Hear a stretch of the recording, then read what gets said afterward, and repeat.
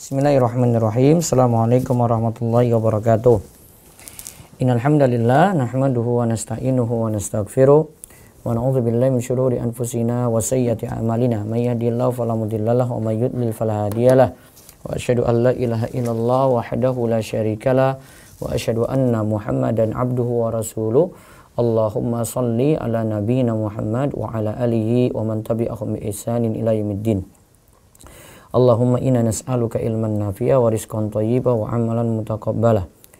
Puji syukur kita panjatkan pada Allah, selawat dan salam semoga tercurah pada Nabi besar Nabi agung kita Muhammad sallallahu alaihi wasallam. Baik, pagi ini kita akan melanjutkan kembali, kali ini di serial ke-36 dari Sekolah Fikih Muamalat. Bagi Anda yang mengikuti rutin dan ingin mengetahui pemahaman sampai pertemuan ke-36 ini, silakan cek di darussolihin.com untuk mengikuti evaluasi ketiga, dan nanti ada hadiah yang akan dikirimkan insya Allah. Silakan untuk manfaatkan evaluasi tersebut untuk bisa dikerjakan sampai hari ini, hari Selasa, Rabu, Kamis, Jumat, sampai Jumat sore. Ada waktu di situ dan ada link yang nanti Anda peroleh di darussolihin.com. Termasuk juga yang biasa mengikuti kajian anak juga sudah tersedia link evaluasi di website darussolihin.com. Bahkan untuk kajian anak yang biasa mengikuti sirah Nabi, kita sudah rampungkan 29 pertemuan. Di situ akan mendapatkan sertifikat pula bagi yang nilainya di atas 50 dan mengikuti 29 pertemuan secara lengkap. Sama juga dengan kajian kita Sekolah Fikih Muamalat ini, insya Allah setiap evaluasi nanti akan ada hadiah dan sertifikat di akhir setelah pelajaran ini kita rampungkan. Nah, kita lanjut. Kemarin sudah hadiah promosi kita bahas, ada hadiah komersial. Yang situ ada bentuknya macam-macam. Kemarin masih yang boleh-boleh kita bahas seperti cenderamata atau souvenir. Nah, ini hadiah yang masih dibolehkan juga dari pihak yang menjual barang. Coba lagi apa, suara apa itu? Ya. Dari yang menjual barang, ya, itu akan memberikan souvenir atau cenderamata. Nah, kecuali di sini kalau yang diberikan dari pihak bank misalnya, dari orang yang bekerjanya bermasalah. Nah, biasanya kan ada promo-promo di situ dari bank. Nah, ini tidak diterima, ya, tidak sampai dipajang. Seperti ada kalender atau mungkin ada hadiah yang bergambar wanita yang tidak menutup aurat. Nah, ini jelas tidak diterima, tidak dimanfaatkan. Juga hadiah promosi ada yang memperkenalkan barang dagangan berupa sampel dengan diberi sampel. Nah, hukumnya juga dibolehkan. Karena hukum jual beli barang berdasarkan contoh itu boleh. Kemudian yang ketiga ada hadiah promosi yang dijanjikan dengan berbelanja nominal tertentu. Misalnya dia belanja nominal tertentu dapat hadiah piring, cangkir, dan peralatan rumah tangga lainnya. Nah, ini juga boleh. Termasuk juga hadiah promosi langsung seperti beli 1 dapat 2 atau beli 2 dapat 3. Nah, ini juga dibolehkan. Nah, sekarang kita lihat hadiah yang diberikan dengan cara melengkapi gambar.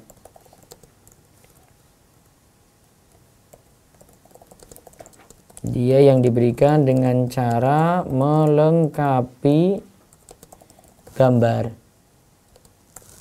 mengumpulkan huruf atau mengumpulkan kemasan.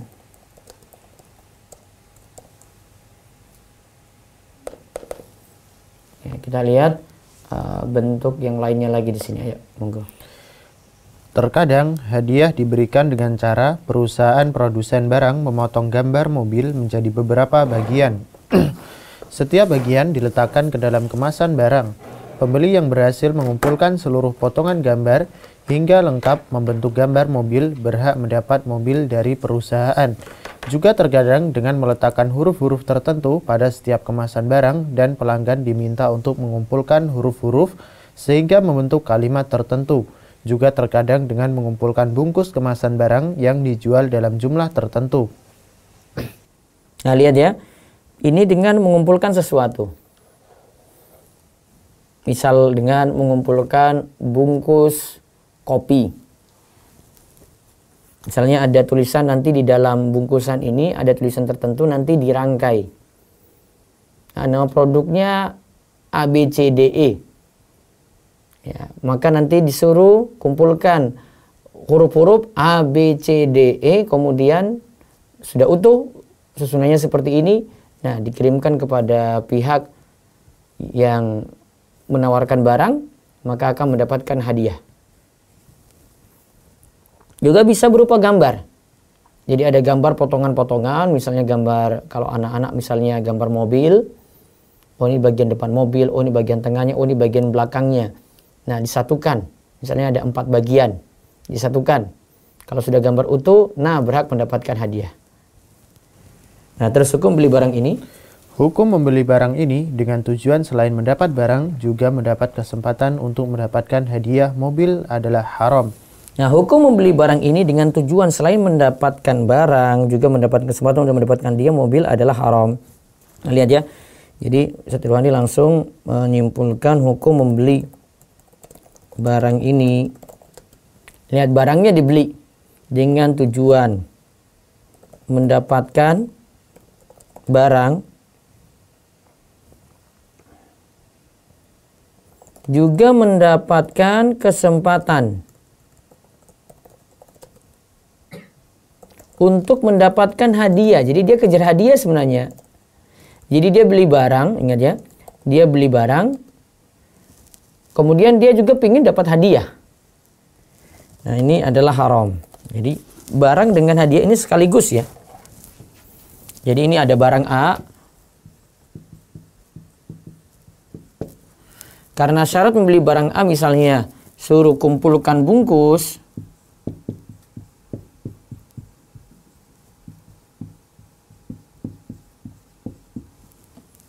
bungkusan barang A tadi ya, maka ini terpenuhi, maka diundi nanti dapat hadiah. Atau langsung dia dapat hadiah nanti. Maka dia banyak-banyakin membeli ini produk. Membeli barang ini. Berlebihan. Bukan saya beli barang ini terus. Biar apa? Dapat hadiah tadi nih. Mungkin hadiah motor ke, kulkas, ya, mesin cuci, ya. Dia pokoknya berusaha untuk dapatkan hadiah tadi.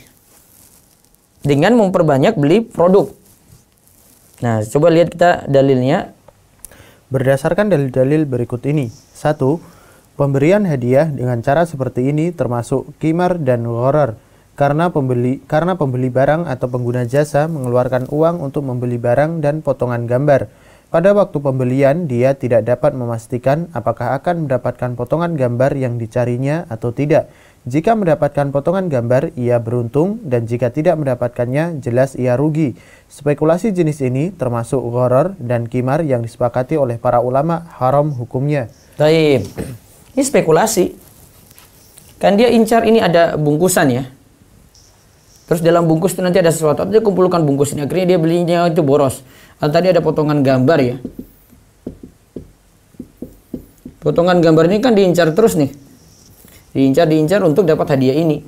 Nah, bisa jadi potongan gambar dia nggak dapat utuh. Beli lagi. Sampai akhirnya mungkin dia dapat. Kadang juga tidak dapat. Bahkan mungkin ya lebih banyak tidak dapatnya gitu. Terus. Tanggapan. Tujuan utama pembeli pada saat membeli adalah barang. Adapun hadiah hanyalah sebagai pengikut. Sebagaimana dijelaskan sebelumnya bahwa gharar yang terdapat pada akad dengan status pengikut tidak diharamkan. Maka membeli barang sambil mendapatkan kesempatan meraih hadiah tidaklah dilarang.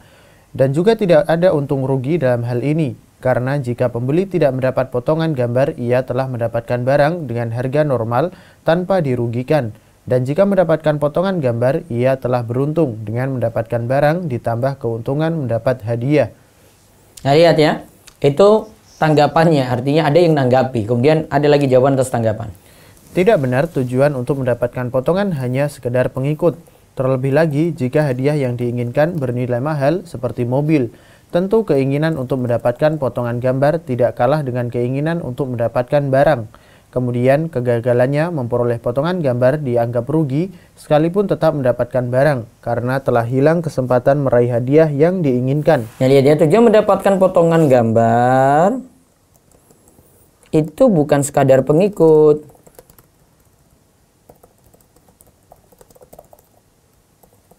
Ya. Karena yang diinginkan ketika dia beli produk itu dapat potongan gambar tadi, ya memang untuk mendapatkan hadiah yang bernilai mahal. Karena tujuan mengumpulkan potongan gambar adalah untuk mendapatkan hadiah yang nilainya lebih mahal. Ya, mendapatkan hadiah yang nilainya lebih mahal. Nah, ini nanti termasuk goror dan kimar. Goror karena ada unsur ketidakjelasan, dan kimar judi, ya. Ya, terus yang kedua, ini dalil lagi, masih dalil yang menunjukkan diharamkannya hadiah promosi kayak tadi. Terus Pemberian hadiah dengan cara ini mengajarkan masyarakat hidup mubazir, membeli barang melebihi kebutuhan untuk dia dan keluarganya. Hal ini ia lakukan karena berharap akan menemukan potongan gambar atau huruf lainnya pada kemasan yang dibeli berikutnya. Semakin banyak ia membeli, semakin besar kesempatan untuk memenangkan hadiah. Nah, masyarakat diajarkan hidup mubazir atau boros. Karena tadi apa? Karena mengharapkan membeli produk untuk mendapatkan kumpulan gambar.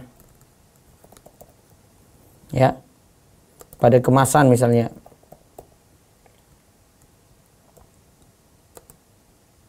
Nah, semakin banyak ia beli, berarti semakin besar juga kesempatan untuk memenangkan hadiah. Semakin banyak produk dibeli, maka semakin besar kesempatan untuk memenangkan hadiah.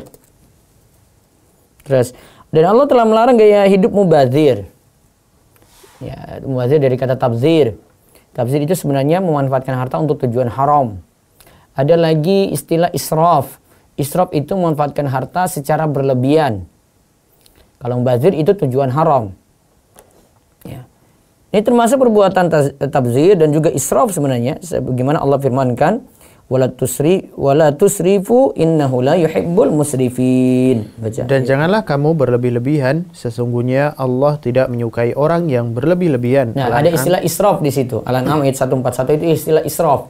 Israf itu mengeluarkan harta secara berlebih-lebihan.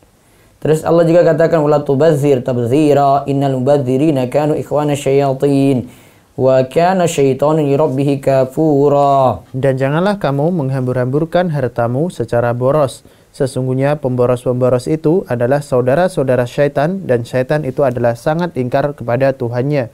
Al-Isra ayat 26 sampai 27. Nah, lihat ya. Di situ dilarang, kita itu dilarang israf. Sebagaimana dalam surat Al-An'am ayat 141, dan dilarang tabzir sebagaimana dalam surah Al-Isra ayat 26 sampai 27. Ya, terus Syekh Al-Utsaimin rahimahullah berkata, bentuk lain dari pemberian hadiah. Nah, sekarang kita lihat perkataan ulama langsung untuk menjelaskan hadiah tadi. Ya. Bentuk lain dari pemberian hadiah yaitu dengan cara gambar mobil dibagi dua. Satu gambar bagian mobil dimasukkan ke dalam salah satu kemasan barang, dan potongan gambar lainnya tidak diketahui apakah dimasukkan ke dalam kemasan lain atau tidak sama sekali. Sekalipun dimasukkan ke dalam kemasan barang lain, hukumnya tetap haram. Karena pembeli yang membeli satu kemasan lalu mendapatkan gambar salah satu bagian mobil, ia akan terus membeli barang. Ia berharap akan menemukan gambar bagian lainnya dan memenangkan hadiah mobil. padahal satu kemasan saja sudah mencukupi kebutuhan dia dan keluarganya. Dan kenyataannya, ia tidak menemukan potongan lainnya. Ia telah rugi karena telah mengeluarkan uang yang banyak untuk membeli berkotak-kotak barang dan ia tidak mendapatkan yang diinginkan. Ini termasuk gharar atau spekulasi dan membuang-buang harta. Dan hukum perbuatan ini adalah haram. Nah, Syekh Muhammad bin Shalih Al-Utsaimin, Syekh Ibnu Utsaimin juga memfatwakan haramnya hadiah promosi semacam ini. Jadi dengan mengumpulkan gambar, kemudian gambar itu yang dicari atau potongan huruf atau bungkusan gitu ya. Kemudian ingin incar hadiah, bukan incar produk, akhirnya beli produk secara berlebihan untuk mendapatkan hadiah tadi. Karena makin besar dia itu membeli, makin banyak dia membeli, maka makin punya peluang untuk mendapatkan hadiah. Ya. Ini termasuk gharar sekali lagi dan judi. Jadi tadi alasan haramnya karena tadi termasuk gharar dan qimar judi, juga termasuk mubazir, tabdzir dan israf. Ya, baik. Setelah itu kita bahas hadiah emas. Apa di sini? Maksudnya kita beli produk, suatu produk, ya, terus dapat hadiah emas. Kita beli suatu produk, kemudian dapat hadiah emas. Ya, monggo. Di antara trik perusahaan atau pedagang untuk meningkatkan penjualan barang adalah dengan memberikan hadiah berupa emas yang terkadang terpisah dengan barang dan terkadang menyatu dalam barang dalam bentuk cincin atau koin emas di salah satu kemasan. Ada kalanya hadiah emas diberikan kepada setiap pembeli dan ada kalanya hanya untuk yang beruntung saja. Dengan cara produsen mencantumkan pada setiap kemasan bahwa pembeli yang beruntung akan memperoleh sebuah cincin atau koin emas sekian gram dalam kemasan barang. Jika emas diberikan kepada setiap pembeli, apa hukum dari hadiah seperti ini? Pemberian hadiah serupa ini dapat ditakhrij dengan permasalahan yang dijelaskan dahulu oleh para ahli fikih dikenal dengan mud ajwah wa dirham bidirham. 1 mud kurma ajwa ditambah 1 dirham ditukar dengan 2 dirham. Ya. Para ulama berbeda pendapat dalam hukum mud ajwa wa dirham bidirham. Nah, tadi kan ada trik tadi ya. Jadi hadiah emas itu diberikan kepada setiap pembeli dan ada kalanya hanya untuk yang beruntung saja. Dengan cara produsen mencantumkan pada setiap kemasan bahwa pembeli yang beruntung akan memperoleh sebuah cincin atau koin emas sekian gram dalam kemasan barang. Nah, jadi emasnya dia peroleh. Nah, sekarang gimana dapat emas ini? Karena bisa, kan kita tahu kalau emas ditukar dengan emas, itu kan punya syarat harus jumlahnya itu sama. Kalau seandainya uang yang kita gunakan untuk uang emas ditukar dengan emas ini bagaimana? Karena emasnya ini tidak terlalu banyak dibandingkan dengan uang yang kita bayar karena kita tujuannya beli produk. Emas yang ada cuma jadi ikutan saja. Nah, coba lihat pendapat pertama. Pendapat pertama, mud ajwa wa dirham bidirham hukumnya tidak boleh. Ini merupakan pendapat mazhab Syafi'i dan Hambali. Ya. Pendapat ini berdasarkan hadis yang diriwayatkan dari Fudalah bin Ubaid radhiyallahu anhu bahwa dalam perang Khaybar ia membeli kalung emas permata seharga 12 dinar atau uang emas. Lalu ia memisahkan emas dari permata. Ternyata emas kalung lebih berat dari 12 dinar. Lalu ia memberitahu Nabi Shallallahu Alaihi Wasallam tentang hal tersebut. Maka Nabi Shallallahu Alaihi Wasallam bersabda, La tuba'u hatta tufassala. Tidak boleh kalung emas permata dijual sebelum dipisah antara emas dan permata. Hadis riwayat Muslim. Dalam riwayat lain, Nabi Shallallahu Alaihi Wasallam bersabda setelah memerintahkan untuk memisahkan emas dari permata pada kalung. Adza bidhab waznan biwaznin. Emas ditukar dengan emas, harus sama beratnya. Hadis riwayat Muslim. Dalam hadis di atas, Rasulullah Shallallahu Alaihi Wasallam melarang menjual suatu barang yang terdiri dari bahan emas dan bahan lainnya dengan emas atau uang dinar. Tetapi Nabi Shallallahu Alaihi Wasallam memerintahkan agar emas terlebih dahulu dipisah dari benda lainnya. Setelah emas dipisah, maka emas ditukar dengan uang dinar atau emas dengan syarat harus sama beratnya serta tunai. Ya. Sekarang kita lihat, kita bandingkan dengan pendapat kedua. Kalau pendapat pertama tadi mud ajwa wa dirham bidirham itu tidak boleh. Sekarang pendapat kedua. Mud ajwa wa dirham hukumnya boleh jika emas yang menjadi pembayar lebih banyak daripada emas yang berserta barang. Pendapat ini merupakan mazhab Maliki dan didukung oleh Ibnu Taimiyah. Dalil pendapat ini bahwa ini adalah jual beli dan hukum asal jual beli berdasarkan firman Allah, wa halallahu al-bai'a. Allah telah menghalalkan jual beli. Jadi Kalau pendapat kedua ini hukum asalnya boleh. Jika emas yang menjadi pembayar lebih banyak. Emas yang jadi pembayar ya. Lebih banyak daripada emas yang berserta barang. Jadi gini. Kalau pendapat kedua.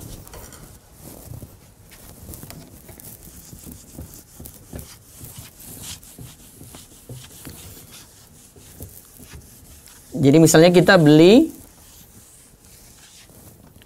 barang A, di sini diikutkan emas. Kan ini dibayar dengan emas kan, mata uang dulu ya. Dibayar dengan emas. Kalau misalnya di sini ada 2 dinar, maka emas yang ini kan emas ikutan. Emas ikutan ini kurang dari 2 dinar. Maka kalau itu kurang dari 2 dinar, sedikit sekali, maka sejatinya kita beli barang A, sedangkan emas ini jadi ikutan.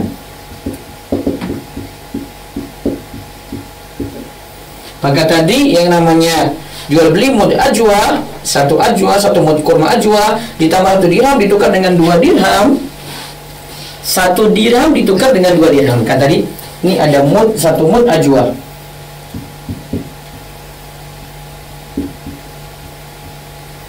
Plus 1 dirham ditukar dengan 2 dirham. Nah, kalau pendapat ini boleh, karena 2 dirham ini lebih banyak daripada 1 dirham ini. Ya, di pendapat kedua itu membolehkan. Ini pendapat ya, mazhab Maliki dan didukung juga oleh Syekhul Islam Ibnu Taimiyah. Ya, terus. Hakikat jual beli mobil ditambah emas dengan uang tunai 300 juta rupiah adalah emas yang merupakan hadiah ditukar dengan uang tunai 10 juta rupiah yang merupakan sebagian dari harga, dan mobil ditukar dengan uang tunai 290 juta rupiah. Ini adalah jual beli yang terpenuhi syarat beserta hukum rukunnya, maka hukumnya boleh. Nah, sekarang misalnya ini contoh, tadi contoh realnya saja. Jual membeli mobil, membeli mobil ya, mendapatkan hadiah emas. Nah, harganya ini 300 juta rupiah.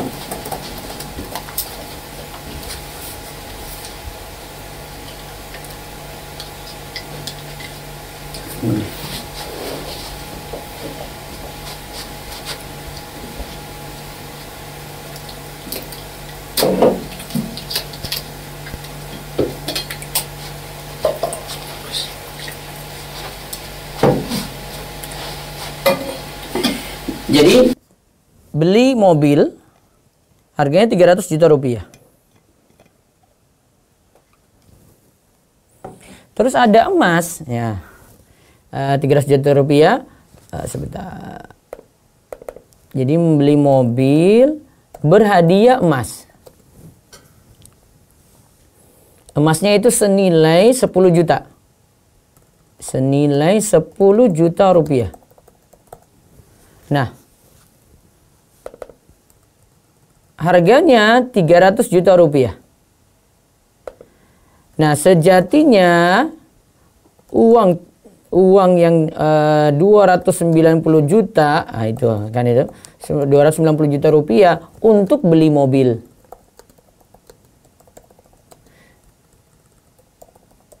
Nah, sedangkan 10 juta rupiah untuk mendapatkan emas. Nah, hukum seperti ini boleh. Ini tadi masuk dalam jual beli apa? Ini tadi masuk dalam jual beli mud ajwa. Ya, mud ajwa wa dirham. Mud ajwa wa dirham bi dirhamain. Mud ajwa wa dirham bi dirhamain. Itu 1 mud ajwa, kurma ya, kurma yang biasa orang-orang pakai untuk ya, nasihat untuk mengobati ya. 1 mud ajwa dan 1 dirham ditukar dengan 2 dirham. Nah, ini boleh. Coba lihat juga dalil dari pendapat ini. Juga dalil dari pendapat ini bahwa Ibnu Umar radhiyallahu anhuma meriwayatkan dari Nabi sallallahu alaihi wasallam bersabda, Man ibta'a 'abdan wa lahu malun famaluhu lilladzi ba'ahu illa ayashtarital mubta'. Barang siapa yang menjual budak dan budak tersebut memiliki harta, maka hartanya milik penjual, kecuali pembeli mensyaratkan bahwa harta budak menjadi miliknya. Hadis riwayat Bukhari dan Muslim. Terus Dalam hadis di atas, Nabi Shallallahu Alaihi Wasallam tidak memerintahkan untuk memisahkan antara budak dengan hartanya, padahal kemungkinan harta bawaan budak tersebut berbentuk emas atau perak, yang ketika ditukar dengan harga uang emas dan perak haruslah mengikuti kaidah sorof, agar tidak terjadi riba bayi. karena emas ditukar dengan emas kan harus tunai dan jumlahnya harus sama. Ya, dan jumlahnya itu harus sama. Kalau di situ kan ikutkan emas, namun emasnya itu kan jadi ikutan. Maka seperti dalam hadis disebutkan man ibta'a 'abdan wa lahu malun famaluhu lilladzi ba'ahu illa ayashtarital mubta'. Barang siapa menjual budak dan budak tersebut memiliki harta. Misalnya dia punya emas dan hartanya milik penjual, kecuali pembeli mensyaratkan bahwa harta budak menjadi miliknya. Nah, kalau budak tadi bawa emas, ada yang beli dengan emas juga. Tapi kan emas itu yang budak ini miliki kan jadi ikutan. Nah, seperti itu maksudnya. Terus Ketiadaan perintah Nabi Shallallahu Alaihi Wasallam untuk memisah antara budak dengan harta bawaannya dikarenakan status harta hanyalah sebagai pengikut, sedangkan tujuan objek jual beli adalah budak. Oleh karena itu, menjual mobil yang merupakan tujuan dari akad ditambah dengan emas ditukar dengan uang tunai hukumnya boleh, karena emas hadiah hanyalah sebagai pengikut dalam akad jual beli mobil dan bukan tujuan. Ingat ya, kita beri catatan penting itu, quote penting.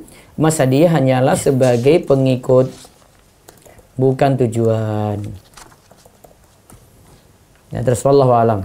Wallahu alam, pendapat kedua yang membolehkan pemberian hadiah dalam bentuk emas, hukumnya boleh. Nah, jadi pendapat kedua yang tadi beli sesuatu berhadiah emas, hukumnya boleh. Karena biasanya juga di emasnya itu sedikit dibandingkan dengan produk yang dibeli. Ya.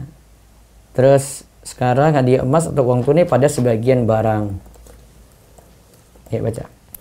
Jika hadiah uang tunai atau emas dengan cara emas atau uang tunai diselipkan pada sebagian kemasan dan diberitahukan bahwa jika beruntung pembeli akan mendapat uang tunai atau emas, maka orang-orang akan membeli barang sebanyak mungkin. Mereka berharap akan mendapatkan emas di dalam kemasan, selain juga mendapatkan barang yang dibeli. Hukum pemberian dan menerima hadiah dengan cara ini diharamkan berdasarkan dalil-dalil berikut. Nah, lihat ya. Jika hadiah uang tunai atau emas dengan cara emas atau uang tunai diselipkan pada sebagian kemasan dan diberitahukan bahwa jika beruntung pembeli akan mendapatkan uang tunai atau emas, maka orang akan membeli barang sebanyak mungkin. Ya, jadi hadiahnya di sini bisa diincar emasnya atau uang tunainya, sehingga orang-orang beli produk sebanyak mungkin. Yang membeli produk sebanyak mungkin. Jadi dia incar produk ya supaya punya kemungkinan dapat hadiah. Dia beli banyak produk supaya bisa mendapatkan hadiah. Ya. Hukum pemberian dan menerima hadiah dengan cara ini diharamkan. Jadi hadiah promosi seperti ini diharamkan.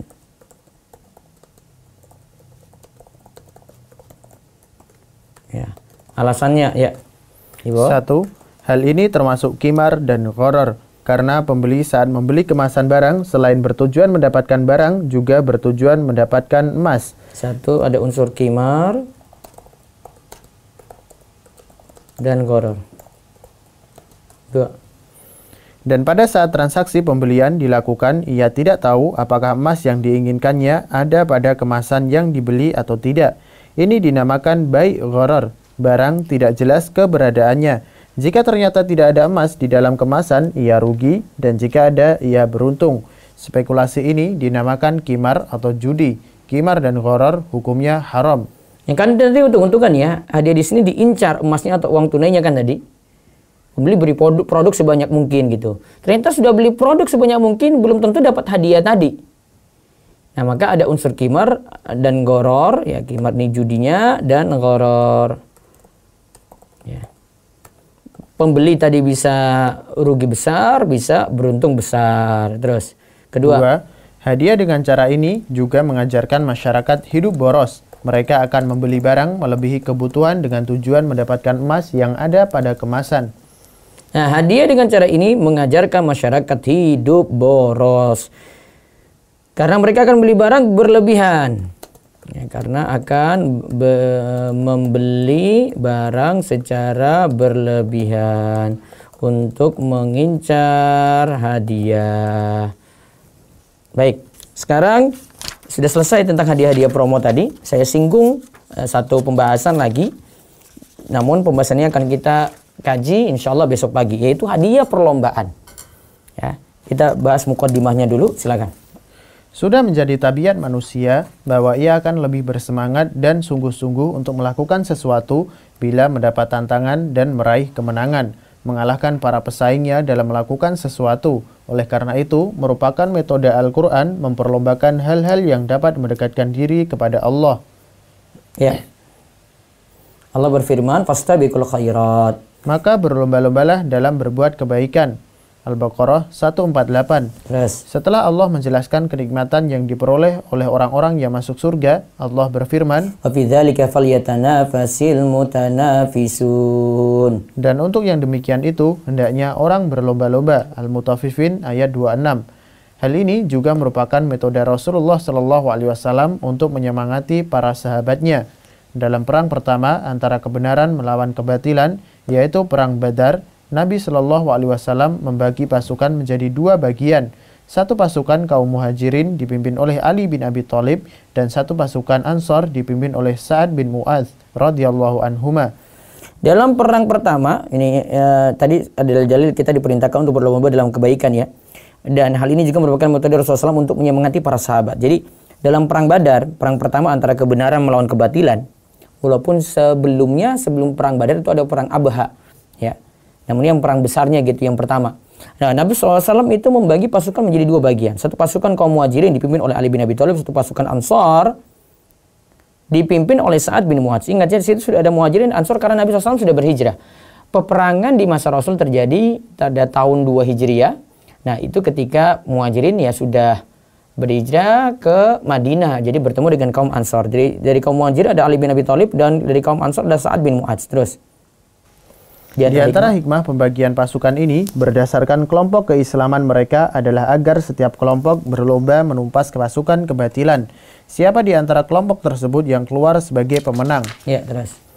Juga metode Rasulullah SAW untuk memilih di antara para sahabatnya orang yang tepat untuk melakukan sebuah tugas yang sangat sulit. Lihat tadi ya, dalam perang Badar dibagi dua pasukan ya agar mereka itu saling berlomba siapa yang nanti ya bisa memenangkan gitu.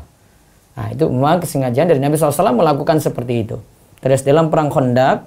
Dalam perang Khandaq yang terjadi di musim dingin, di malam gelap, lagi sangat dingin dan kondisi para sahabat sangat lapar, sangat haus dan sangat ketakutan karena pasukan musuh merupakan gabungan musuh yang terkuat saat itu. Rasulullah SAW ingin mengutus seorang sahabat untuk masuk menyusup ke dalam pasukan musuh dan mencari informasi yang dibutuhkan. Maka Nabi SAW melombakan hal tersebut dengan sabdanya, siapa di antara kalian yang berani menyusup ke pasukan musuh dan mencari informasi yang aku butuhkan, niscaya ia akan menjadi temanku di dalam surga. Metode seperti ini sering diterapkan Rasulullah SAW, begitu juga dalam kehidupan sehari-hari. Orang-orang sering melombakan berbagai hal. Mengingat jauhnya umat Islam dewasa ini dari agamanya, sehingga tidak jarang perlombaan berubah menjadi permainan yang mengandung murka Allah. Yang mengundang. Bisa jadi, Allah, ya. Bisa jadi karena materi permainannya adalah sesuatu yang diharamkan atau materinya mubah atau boleh. Hanya saja aturan permainannya yang diharamkan karena mengandung unsur perjudian dan lainnya. Jadi berdasarkan materi perlombaan dan aturannya, maka perlombaan dapat dibagi menjadi. Nah, tadi kita sudah bahas dalam perang Khandaq terjadi di musim dingin, di malam gelap, lagi sangat dingin dan kondisi para sahabat lapar sekali, sangat haus, ketakutan karena pasukan musuh merupakan gabungan musuh yang terkuat saat itu. Maka Rasulullah SAW ingin mengutus seorang sahabat untuk menyusup ke dalam pasukan musuh dan mencari informasi yang dibutuhkan. Maka Nabi SAW melombakan hal tersebut dengan sabdanya, siapa di antara kalian yang berani menyusup ke pasukan musuh? Nah, lihat Nabi buat perlombaan ya. Dan mencari informasi yang aku butuhkan, ia akan menjadi temanku di dalam surga. Nah, Nabi motivasi seperti itu dengan berlomba dalam kebaikan gitu. Nah, jadi berdasarkan materi perlombaan dan aturannya, maka perlombaan dapat dibagi menjadi, lihat ya, 1. Perlombaan yang masyru' dianjurkan dan boleh pemenangnya mendapatkan hadiah. Yang kedua, ya perlombaan yang mubah atau boleh akan tapi tidak boleh pemenangnya mendapatkan hadiah. Yang ketiga, perlombaan haram sekalipun tanpa disertai perjudian. Ya. Jadi perlombaannya yang ketiga ini haram ya, walaupun tidak ada judi di dalamnya. Dan nanti perincian ini insya Allah kita akan bahas mulai besok pagi. Allahu a'lam. Jadi selesai yang bagian harta haram ke-36. Sekali lagi, bagi yang ingin mengikuti evaluasi, langsung menuju ke website darussolihin.com. Sudah ada soal di situ yang bisa digarap. Catatannya sebenarnya sudah ada di grup Rumaisa Fikih Muamalat ya, ada grup ikhwannya, ada grup akhwatnya. Bagian tidak punya buku bisa melihat di situ catatannya. Dan insya Allah sudah lengkap juga yang kami berikan. Baik, selanjutnya kami buka sesi tanya jawab dari Zoom terlebih dahulu seperti biasa. Monggo. Baca.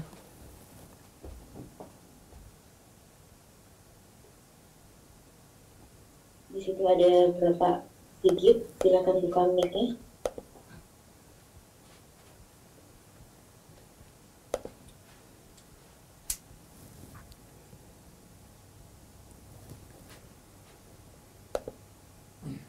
Atau ada Umu Marsa. Assalamualaikum warahmatullahi wabarakatuh. Ya, waalaikumsalam warahmatullahi wabarakatuh. Silakan Ya, barakallahu fiik Ustaz, ilmunya. Semoga ilmu Ustaz berkah, bermanfaat bagi kita semua dan membawa kita ke surga. Amin. Ustaz, Ana mau bertanya masalah pembayaran waktu kita transaksi online. Pembayaran waktu kita transaksi online, ya. Kalau barangnya itu sudah jadi, itu pembayaran yang dilakukan waktu transaksi itu kita kan harus berhubungan sama penjual, Ustaz. Kalau di dalam telepon kita harus online. Nah, seandainya kalau kita belanja di Shopee itu kan nggak bisa online, itu gimana, Ustaz? Pembayarannya gimana, Bu? Sistem pembayarannya aja yang saya perlu tahu. Oh, kita transfer sama ATM, Ustaz. Iya, normal ya? Iya. Nggak pakai Shopee Pay ya, Bu? Enggak, normal, Ustaz. Boleh. Enggak, itu tapi kita enggak satu majelis sama penjual itu enggak apa-apa, Ustaz. Oh, nggak masalah. Anak dengar waktu bersama Ustaz Erwandi yang ada pagi-pagi Sabtu, itu katanya tidak terlepas handphonenya harus terhubung terus sama yang penjual. Itu lagi beliau pahamkan jual beli salam. Gitu. Kalau dengan telepon itu bukan namanya jual beli salam. Beliau lagi pahamkan jual beli salam, bukan berarti transaksinya nggak boleh. Transaksinya didekati dengan bentuk jual beli lain gitu. Bentuk jual belinya itu namanya bai al-ghaib ala sifah. Bai jual beli sesuatu yang tidak nampak tapi sudah disebutkan spesifikasi. Gitu. Kalau disebut jual beli salam, beliau kurang setuju. Walaupun ada khilaf di situ ya. Taruhlah kita pakai pendapat ini, tidak setuju dengan jual beli salam, bukan berarti akadnya jadi haram, enggak masuk salam tapi masuk jual beli lain. Gitu. Kalau masuk jual beli lain maka disyaratkan yang utama penjual, ini terutama penjual ya, penjual memiliki barang atau barang yang dijual ini sudah dapat izin, berarti yang menjual itu wakil. Misalnya jadi dropshipper atau mungkin reseller yang fungsinya juga dia mempromokan barang, boleh. Nah, di dalam buku Ustaz Irwandi seperti ini dibolehkan juga, nggak masalah. Tapi bukan disebut jual beli pesan seperti jual beli salam, tetapi dia masuk jual beli bentuk yang lain. Gitu, Iya, Ustaz. Alhamdulillah. Bisa bertanya satu lagi, Ustaz? Iya, silakan. Ustaz, misalnya kita ada pertengkaran maka si pendamai itu kan boleh berbohong ya Ustaz. Ya tauriyah lah minimal, dia buat kalimat yang terkesan itu seperti ini A, tapi sebenarnya maksudnya itu nggak seperti itu, namanya tauriyah. Ya maksudnya di lain artikan gitu ya Ustaz. Iya. Nah, terus tapi kalau si yang pelaku sama saksi apa itu diperbolehkan juga Ustaz? Karena itu kan bisa menjalimi salah satu pihaknya gitu. Pelaku sama saksi, kalau menzolimi nggak boleh. Berarti kalau itu berbohong nggak boleh ya Ustaz? Asalnya tidak boleh, tapi kalau tauriyah boleh. Nah, gitu. Tauriyah itu darurat. Pendamai Gitu. aja gitu ya Ustaz? Ya? Iya deh Ustaz. Iya. Jazakallahu khair Ustaz. Assalamualaikum warahmatullahi wabarakatuh. Waalaikumsalam warahmatullahi wabarakatuh.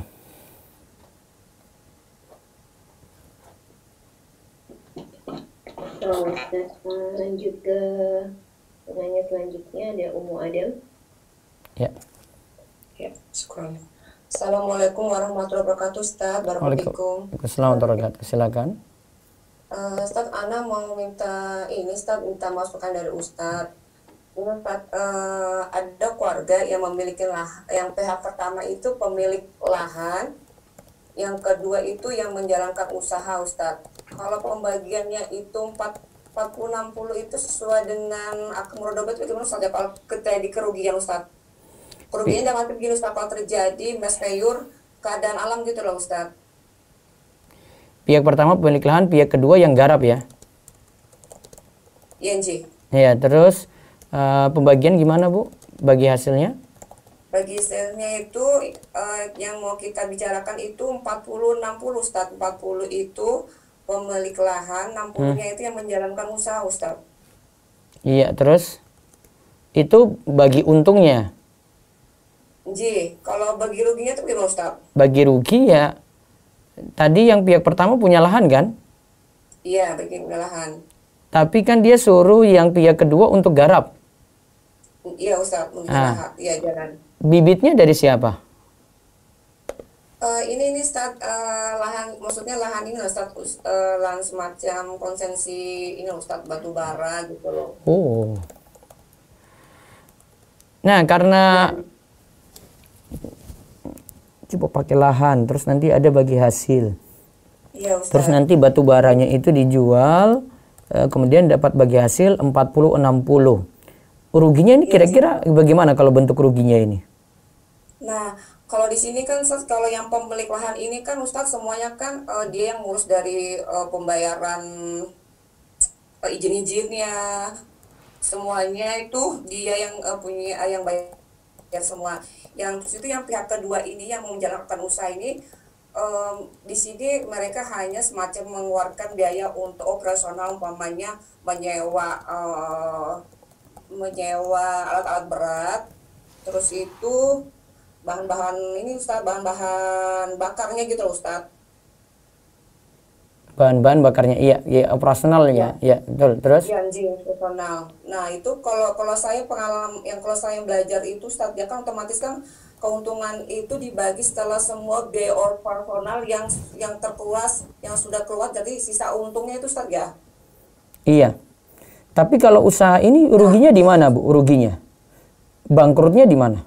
Nah, makanya Ustaz, ruginya ini karena gini Ustaz, satu karena ini keadaan alam Ustaz, umpamanya kan alam Ustaz ya, umpamanya kan dalam tahan itu mungkin diperkirakan ada kandungan batu baranya sekian, ternyata keadaan alam itu berubah gitu loh Ustaz, nggak sebanyak itu kandungan batu baranya itu Ustaz. Itu gimana Ustaz ya?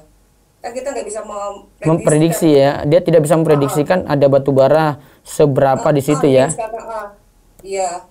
Sedangkan kita kadang-kadang ini pemilikan ini Ustaz harus menyetol sudah sama namanya pemerintah sebagai jaminan jamrak gitu Ustaz ya, bahwa lahan ini kan kalau umpamanya sudah selesai kita sudah kita eksplorasi, itu ada lagi namanya pemerintah, kita sudah ngasih per hektarnya itu biayanya sekian-sekian gitu loh Ustaz. Kita sudah mengeluarkan biaya itu sudah sama pemerintah juga Ustaz. Ah, berarti itu modalnya sudah. Iya, itu sudah keluar. Ya. Itu sudah keluar dari awal Ustaz, dari pemilik lahan juga Ustaz. Ya, berarti ya makanya tadi saya katakan berarti ada rugi dari si pemilik lahan di situ. Oh iya, iya Ustaz. Ya kan? Nah, berarti nanti baginya 40-60. Nanti kalau rugi, misalnya ternyata ketika digali tadi dalam lahan itu tidak ada kandungan batu bara, ya berarti sudah zero, artinya gini, pemilik lahan tidak dapat apa-apa, dia tidak boleh nuntut sesuatu dari yang garap, kemudian yang garap ya sudah, habis juga tadi untuk operasionalnya, dia tidak bisa nuntut juga pada pemilik lahan. Oh, jadi berarti sama-sama Ustaz tuh ya, jadi Iya. Ustaz ya. Iya. Oh, Jadi ketika ada untung baru bagi. Oh, jadi Ustaz bisa. 40-60 tadi. Jadi Gitu. Ustaz. Yang tidak boleh nuntut tadi, karena kalau dia nuntut misalnya pemilik lahan bilang, saya sudah keluarkan 1 M, kamu nggak keluarkan apa-apa, kamu ganti dong. Nah berarti itu sebenarnya bukan mudharabah, tetapi hakikatnya qardun, pinjam meminjam.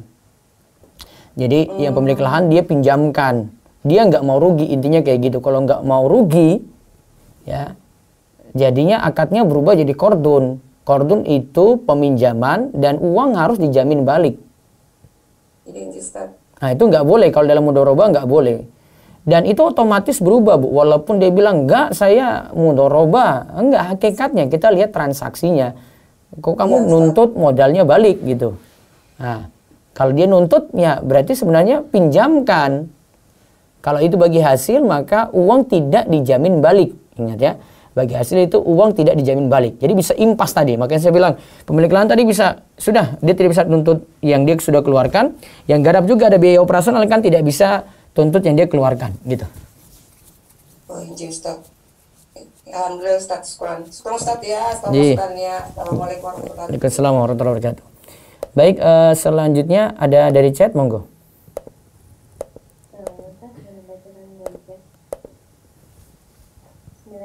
Assalamualaikum Ustaz. Waalaikumsalam warahmatullahi wabarakatuh. Bolehkah saya memanfaatkan aplikasi GoFood untuk menjual makanan saya ya? Bolehkah membeli makanan yang di dalamnya ada hadiah langsung, seperti setiap beli 1 coklat dapat hadiah 1 kartu mainan? Apa tadi yang kedua, membeli 1 kotak? Yang pertanyaan kedua, bolehkah membeli makanan yang di dalamnya ada hadiah langsung? Oh, Jadi setiap beli 1 coklat dapat hadiah 1 kartu mainan. itu yang kemarin kita bahas, dibolehkan, itu hadiah langsung. Buy 1 get 2, buy 2 get 3, ya boleh. Terus yang tadi, bolehkah GoFood dia gunakan layanan GoFood untuk menjual paket? Kemarin waktu saya diskusi dengan Ustadz Irwandi di hari Sabtu, nanti bisa lihat videonya di channel Ormeso TV ya. Ada bagian situ yang ditanyakan sama ini Kang Uki Muhammad Kausar. Dia tanya tentang dia jualan di marketplace konvensional lah, marketplace biasa umumnya gitu. Terus ditanya, gimana dengan si penjual ini Ustadz? Kan kita di situ nanti ada pembeli itu gunakan masa promo, gunakan pembayaran ini, pembayaran itu. Kalau bagi si penjual, dia tidak kena masalah. Karena itu masalah untuk si pembeli. Si pembeli itu kalau dia bayar dengan GoPay, misalnya Shopee Pay, ya maka dia memanfaatkan saldo yang ada di situ. Dia memanfaatkan top up. Baru kemudian dapat promo, dapat diskon. Bagi si pembeli masalah, si penjual tidak.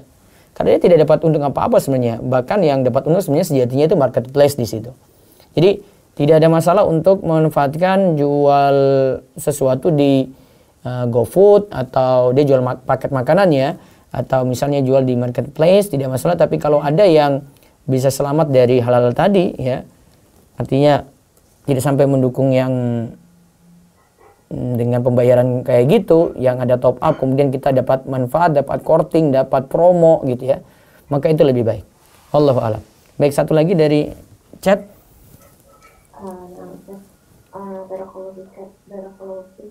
Apa hukum istri dan anak-anak yang sudah balik menerima nafkah yang melebihi dari kebutuhan primernya dari suami yang pekerjaannya asuransi komersil? Apa haram juga diterima oleh orang tua suami dan saudara-saudara perempuan suami? Maaf, tadi kurang jelas. Pekerjaannya apa? Komersil apa tadi? Asuransi komersil. Oh, asuransi. Aduh, jadi masalah itu berarti. Kalau pekerjaannya masalah ini ya, istri itu kalau punya pekerjaan lain, dia manfaatkan pekerjaan yang lain lebih baik. Tapi kalau dia itu tidak punya pekerjaan dan cuma bergantung pada nafkah suami, begitu juga anak-anak, begitu juga orang tua, maka yang bekerja ini saja yang berdosa. Yang lainnya berhak untuk mendapatkan haknya. Saya bahas seperti ini di tulisan di rumesa.com ada. Nanti cari tulisan orang tua berpenghasilan haram. Ya. Ada 2 rincian seperti itu yang para ulama sebutkan. Baik, saya lanjut dulu ke WhatsApp, silakan. Sama telepon langsung kalau ada bisa langsung masuk ya. Ya, monggo. Bolehkah uang cuci riba diberi? Ada telepon, silakan angkat.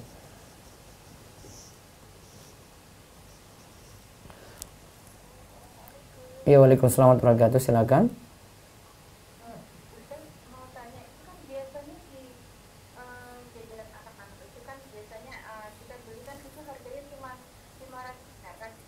Jadi nanti di dalamnya itu ada hadiah, itu bisa uang itu dibungkus itu ada yang bisa dapat 2.000, ada yang bisa dapat kadang 50.000 gitu. Itu hukumnya gimana ya Ustaz? Beli 500 perak. Nah, nanti di sini dilihat nih kalau biasanya kan kita nggak tahu juga ada hadiah. Nah, cuma sekadar beli kan, ini mau beli jajan ini enak nih, beli. Nah, kalau dia cuma beli satu, terus dapat itu ya sudah, nggak masalah.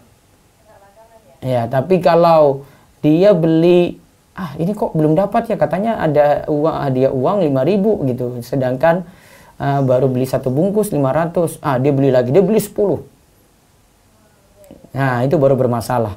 Ini namanya beli sesuatu padahal dia cuma butuh 1, tapi dia incar hadiah yang tadi dibilang 5.000 atau 50.000. Nah, itu yang nggak boleh. Jadi kalau cuma beli, saya kebetulan lewat nih, bawa anak, kebetulan lihat, ada jajanannya, anak langsung pilih itu. Dia tinggal tahu ada hadiah, boleh berarti dia makan. Tapi kalau misalkan kan tidak tahu tuh, biasanya kan anak-anak kan suka penasaran gitu Ustaz. Nggak boleh. Nah, itu penasaran ini yang nggak boleh. Ya, itu nggak boleh. Iya.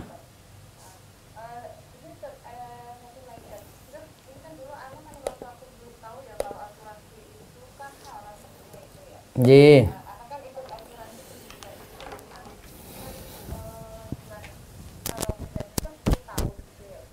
Ya. Pas tahunnya itu asuransi haram itu tahun 3 Ustaz, sudah 3 tahun bayar gitu ya. Terus mengenai masalah itu kan anak berhenti gitu. Terus itu sebaiknya itu anak urus apa nggak usah Ustaz uang yang udah masuk itu? Sebentar, kalau ibu urus pun nanti tidak dapat sesuai dengan klaim ya. Misalnya, iya, betul. Iya pasti berkurang ya kan. Itu hak ibu ambil aja. Ibu sebenarnya rugi. Rugi iya. Iya. Dia telah zolimi ibu sebenarnya. Harusnya saya dapat misalnya harusnya 10 juta gitu ya. Dia cuma kasih enggak, ibu karena ambil di tengah-tengah, ibu dapat berhak cuma 6 juta saja ya. 6 juta itu hak ibu. Oh iya betul. Karena sudah di total juga 3 tahun itu 18 juta Ustadz gitu loh. Lumayan. Nah, terus dia kasih berapa? 18 juta saja. Iya. Seharusnya dapat berapa? Kalau dari premi yang disetor. Anak konfirmasi itu ke yang ininya katanya paling cuma dapat 2 juta 3 juta gitu Ustaz. Nah, itu kan zolim banget kan. Anak males ngurusnya gitu kan. Iya. Males ngurusnya juga, berbelit-belit juga kan biasanya kayak gitu. Nah, itulah Bu. Jadi lain kali nggak usah ikut.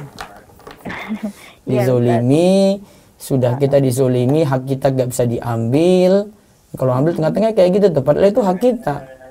Iya, betul. Iya, kalau ibu ambil itu cuma sekadar ibu penuhi hak ibu saja itu. Iya. Iya, boleh. Ya, boleh ya. Iya. Oh iya. Ustaz satu lagi Ustaz. Iya. Ustaz, ini misalkan kan suatu itu orang kan dapat proyek Ustaz. Ini pendirian pondok pesantren gitu. Tapi dari yang terima proyek itu modalnya itu sebaiknya itu kan nggak diambil dari ini ya, peminjam modalnya itu dari bank riba gitu Ustaz. Ya iya dong. Nggak boleh ya. Aduh. Mau pinjam juga sama pinjam.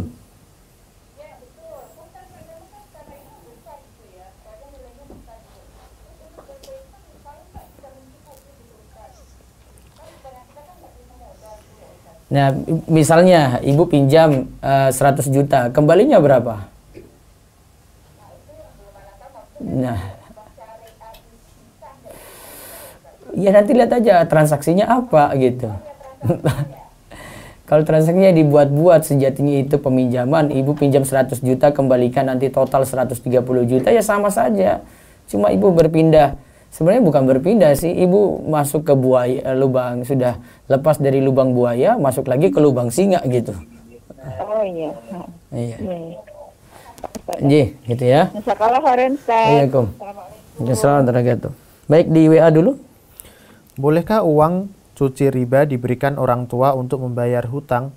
Bolehkah uang cuci riba kemudian untuk bayar utang? Kalau untuk kepentingan pribadi nggak boleh. Jadi kesimpulan dari pendapat-pendapat para ulama yang ada, kalau saya lebih cenderung pada pendapat dana riba itu atau dana harta haram ya dicuci dengan disalurkan selain pada dua tempat. Yang pertama tidak boleh untuk kepentingan pribadi, yang kedua tidak boleh untuk bangun tempat ibadah atau masjid gitu. Satu lagi. Apabila kita membeli emas secara tunai di toko emas. Ada telepon? Iya, angkat. Ya, Assalamualaikum. Ya, waalaikumsalam. Ya, silakan Bu. Ya, silakan. Silakan Bu. Halo? Iya, monggo. Monggo, Pak. Oh iya. Pak Ustadz, Assalamualaikum warahmatullahi. Waalaikumsalam warahmatullahi wabarakatuh. Silakan. Dengan Pak siapa ini? Dengan Pak Tobi dari Bandung. Iya, monggo. Pak Ustadz mau tanya, kalau nyicil KPR di bank syariah itu masih tetap riba atau enggak ya? Transaksi awalnya gimana? Jadi saya punya cita-cita pengen punya rumah, ada promo dari bank syariah, salah satu bank syariah itu tanpa DP. Ya. Jadi kita nyicil per bulan itu. Ya. Terus tapi ininya harganya beda-beda. Jadi kalau 5 tahun sekian, 10 tahun sekian, 15 tahun sekian. Nah. Itu riba nggak ya? Tadi sudah Bapak tidak jelaskan yang ini bagian belakang ini, saya bilang tadi boleh. Mungkin Bank Syariah sudah memiliki rumah tadi. Satu masalah selesai. Tetapi yang kedua ini cara pembayaran, Pak. Kalau cara pembayaran gini, saya jual barang. Kalau Bapak lunasi 1 tahun nanti 10 juta. Namun kalau 2 tahun jadi 15 juta. Kalau 3 tahun jadi 20 juta. Nah, adanya beda harga untuk nyicil seperti ini sejatinya maksudnya adalah kalau Bapak on time bayar 1 tahun, maka Bapak cuma bayar 10 juta. Namun kalau tidak on time, berarti dapat denda jadinya 15 juta ketika bayar 2 tahun. Ketika bayar 3 tahun, ya jadi denda lagi, tambah lagi jadi 20 juta. Maka dengan selisih harga kayak tadi, ya ini tidak diperkenankan. Jadi hanya dibolehkan satu harga, Pak. Jadi nyicil 5 tahun, 5 tahun berapa? Oh, kalau telat, ya tetap cuma dikenakan seperti itu juga. Kalau nyicil yang diperbolehkan atau tidak riba tuh yang seperti apa, Pak Ustadz? Nyicilnya satu harga. Oh, satu harga ya? Iya. Oh iya. Kayak tadi saya bilang 1 tahun 10 juta, ya sudah targetnya 1 tahun. Kalau ternyata telat, keterlambatan dia kredit macet gitu ya, 1,5 tahun baru bisa lunas, ya tetap 10 juta dia bayar. Tidak ada denda. Kalau denda masuk nanti riba jahiliyah. Baik. Baik. Ya. Cukup, terima kasih Pak Ustadz. Ya. Ya. Baca lagi satu di ini. Apabila kita membeli emas secara tunai di toko emas, tetapi dalam menyetok emas, toko emasnya membeli secara online, apakah boleh kita membeli emas di toko? Dia beli secara online urusan lain. Yang penting tahu kamu cuma beli, ya Bapak atau Ibu cuma beli emas secara yadan biyadin tunai, langsung di tempat dengan dia gitu. Urusan dia ini kita nggak tahu gitu sebenarnya. Jadi kita cuma asal beli. Ya, baiknya diperlakukan seperti itu. Baik, terakhir dari Zoom silakan.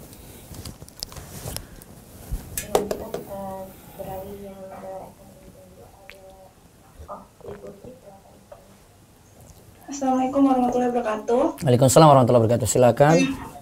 Ustadz, saya izin bertanya tentang adik saya. Ya. Adik saya kerja sebagai petugas membuat SKCK di kepolisian. Ya. Nah, dia bekerja dengan rekan kerjanya, satu lagi juru ketik. Biasanya dia yang terima berkas dari pemohon.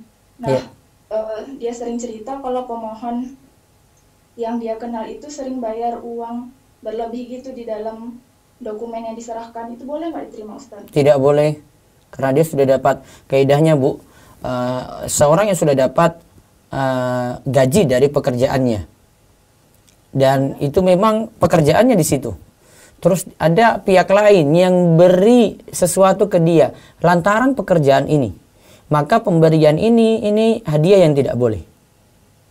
Gitu ya, Ustaz. Ini hadiah tidak boleh, ini uang gulul namanya. Biasanya kan Ustadz, dia nih terima uang itu bagi dua sama rekan kerjanya nih, rekan kerjanya lebih tua dari dia Ustadz. Nah kalau misalnya dia suruh orang yang bayar tuh ke rekan kerjanya kayak gitu boleh Ustadz? Misalnya yang bayar berlebih itu ke kawannya gitu. Dia terima tidak boleh, teman kerjanya juga tidak boleh. Kalau dia sarankan ke situ berarti dia ngarahkan pada yang haram juga. Mungkin yang dia bisa lakukan cuma mengurangi mudorot saja, tapi sejatinya itu tidak boleh. Jadi bagusnya kayak mana dia jelaskan? Ya uang ini kita tidak halal, kita cuci saja kemudian bagi ke fakir miskin, mudah-mudahan mau. Tetap, jadi kalau misalnya udah diterima dicuci, tapi kalau misalnya sekarang udah tahu kalau nampak uangnya kayak mana Ustaz? Dibalikkan gitu? Iya, kalau bisa dikembalikan lebih aman kepada yang beri tadi. Oh gitu, ya Ustaz. Makasih Ustaz, jazakallah khairan. Waalaikumsalam. Baik, ada lagi dari Zoom? Ustaz, saya bacakan via terlebih dahulu. Bismillah, Assalamualaikum Ustaz. Waalaikumsalam warahmatullahi wabarakatuh. Izin bertanya di luar tema. Ana perwakilan produsen pakaian muslimah atau bisa disebut atau agen. Sering produsen saya melakukan sistem pre-order karena pakaian harus dibikin terlebih dahulu, dibuat terlebih dahulu atau tidak ready. Atau sebagian kecil sudah ready tapi belum selesai produksi semua. Anak produsen harus bayar lunas atau bisa bayar deposit 50% dulu, sisanya 50% saat barang ready. Pertanyaannya, bolehkah saya mengambil deposit juga ke pembeli saya sebesar 20% atau 50% dan sisanya dibayarkan pembeli ke saya saat barang ready di saya dan barang dikirim ke pembeli tidak dilunasi? Iya boleh, itu namanya istisna. Kalau memang dia itu agen resmi dari produsen yang akan produksi barang, tidak masalah. Istisna itu akad yang dimana pihak produsen itu lagi proses untuk membuat. Uang boleh di muka, boleh bayar termin, boleh bayarnya nyicil, boleh bayarnya belakangan sekaligus. Seandainya ada DP dulu tidak masalah. Wallahualam. Dan yang kedua Ustadz, bolehkah mengambil deposit dari pembeli dan barang sudah ready, tapi sampai waktu yang ditentukan belum dilunasi, bolehkah depositnya hangus? Tergantung, kalau saya tentang DP itu tergantung kerugian dari si produsen atau yang punya barang ya. Kalau dia merasa rugi karena saya sudah buat kok dia nggak bayar-bayar, belum mau lunasi, DP-nya hangus misalnya karena sudah lewat tanggal tertentu, boleh DP ditetapkan seperti itu. Ya silakan. Lalu pertanyaan kedua, Assalamualaikum Ustaz. Waalaikumsalam warahmatullahi wabarakatuh. Izin bertanya di luar tema untuk harta warisan apabila dari satu pihak ahli waris belum mau menjual rumah warisan dikarenakan punya kenangan tersendiri dari rumah tersebut, sedangkan ahli waris yang lainnya berkeinginan untuk tetap menjual rumah tersebut, solusi terbaik apa dari masalah ini? Yang ahli waris yang mau supaya ini jadi karena kenangan, ya sudah dia beli rumah tadi, hasil penjualannya nanti dia bagi untuk harta waris. Gitu ya, hasil penjualannya dibagi untuk harta waris. Baik, terakhir dari Resen monggo. Ada 3 menit ya. Ukti Alim, silakan. Ukti Alim. Ada Umu Cinta, silakan. Buka linknya. Assalamualaikum warahmatullahi wabarakatuh. Waalaikumsalam warahmatullahi wabarakatuh. Silakan. Ustaz izin bertanya di luar tema. Ya. Anak kan juga sebagai akhwat yang suka memandikan jenazah. Iya. Gimana hukumnya kalau sekiranya sampai di tempat qadarullah jenazah yang saat pandemi kini tetapkan anak memandikan yang non covid, tapi sekiranya sampai di tempat ternyata jenazahnya tidak memungkinkan untuk anak mandikan misalkan. Iya. kecelakaan dan segala macamnya, apakah kita boleh untuk menolaknya ya Ustaz? Sementara di sini fardu kifayah, anak yang memandikan, terus keluarga juga tidak punya kemampuan untuk sekiranya mengambil dari jasa yang lain, karena alhamdulillah kalau anak memandikan jenazah itu memang ke musibah tidak menerima bayaran apapun insya Allah Ta'ala gitu Ustaz. Sementara keluarga tidak mampu, terus tapi kondisi si mayit tidak memungkinkan untuk dimandikan, itu gimana ya Ustaz hukumnya? Bolehkah kita menolaknya? Ini bukan ada kaitan dengan COVID ya, cuma kecelakaan ya? Tidak, walaupun tidak terkait dengan COVID Ustaz, cuman memang SOP anak tetap menjalankan SOP, meminta surat bebas COVID, dan tetap melihat kondisi si mayit apakah di luar daripada COVID tidak memiliki penyakit bawaan seperti hepatitis dan segala macam.